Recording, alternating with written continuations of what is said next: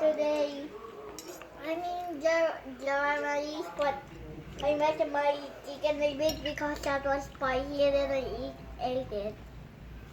Well, so I'm getting a mukbang challenge,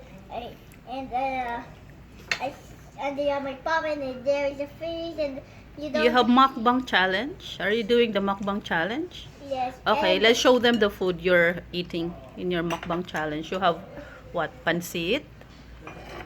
this is not pancit. This one is pansit. This one. That one. Okay.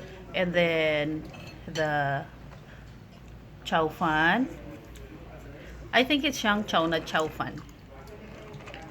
What do you think? It's yang chow. It's yang chow, yeah. Yeah. Yeah, and we have the steamed lapu-lapu. Do you eat fish? Yes, I eat fish at home. Yeah, you eat fish at home. And your drinks is Four Season Shake.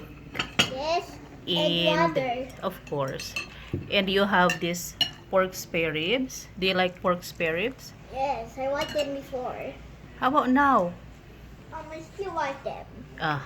And And the soup of the day is, this. what's this?